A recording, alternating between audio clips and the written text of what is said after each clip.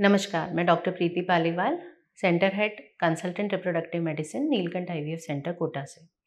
आज हम जानेंगे कि आईवीएफ और ICSI पद्धति क्या सेम है या दोनों में कुछ अंतर है। जब दंपति आईवीएफ के तरफ अग्रसर होते हैं तो वे सोचते हैं कि आईवीएफ और ICSI पद्धति सेम है, लेकिन इन पद्धतियों में कुछ अंतर है। आइए जानें इन दोनों पद्धति में क्या अंतर है। आईवीएफ और ICSI दोनों ही पद्धति नेचुरली कंसीव न कर पाने की स्थिति में दंपति को सलाह देने पर की जाती हैं, जिससे वो संतान का सुख प्राप्त कर सकें। दोनों ही पद्धतियों में भ्रूण का निर्माण लैब में होता है और फर्टिलाइजेशन से उत्पन्न भ्रूण को गर्भाशय में स्थानांतरित किया जाता है, जिससे सफलतापूर्वक प्रेगनेंसी प्राप्त की जा सकती है।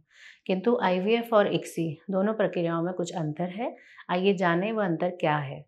आईवीएफ पद्धति में महिला के अंडे व पुरुष के शुक्राणु एक पेट्री डिश में लेबोरेटरी में रख दिए जाते हैं और नेचुरली सेलेक्टेड शुक्राणु उन अंडों को फर्टिलाइज करते हैं, जिनसे भ्रूण तैयार होते हैं और इन भ्रूणों को फिर गर्भाशय में स्थानांतरित किया जाता है।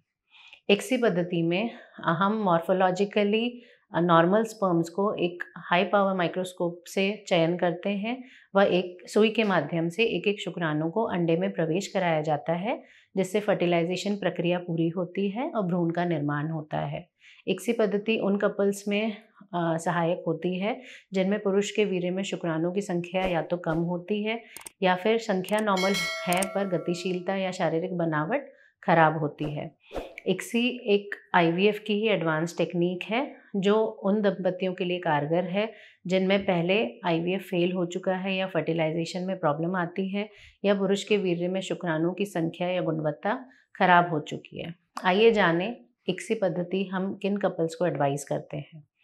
ICSI पद्धति यानी इंट्रासाइटोप्लाज्मिक स्पर्म इंजेक्शन आईवीएफ की ही एक एडवांस टेक्निक है जो हम उन कपल्स को एडवाइस करते हैं जिनमें पहले आईवीएफ के दौरान में फर्टिलाइजेशन फेल हो चुका है या फिर जो भ्रूण बने हैं उनकी गुणवत्ता अच्छी नहीं रही है।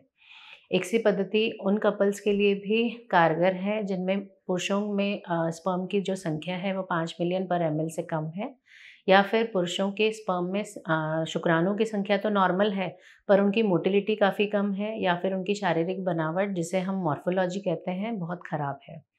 जिन पुरुषों में डायबिटीज़ है उनके शुक्राणु में भी गुणवत्ता में कमी आ जाती है, ऐसे पुरुषों में भी हम ICSI की सलाह देते हैं। जिन कपल्स में पुरुषों में स्पर्म वीर्य में शुक्राणु की संख्या निल है, ऐसे दंपतियों में भी PISA और TISA पद्धति द्वारा अंडकोश से ही शुक्राणु को उठाया जाता है और ICSI पद्धति द्वारा फर्टिलाइजेशन की प्रक्रिया पूरी की जाती है। जिन पुरुषों के वीर्य में शुक्राणु तो हैं किंतु वो कम्प्लीटली इमोटाइल हैं या डेड हैं, ऐसे पुरुषों में भी ICSI पद्धति का सहारा लेकर सफलतापूर्वक प्रेगनेंसी प्राप्त की जा सकती है।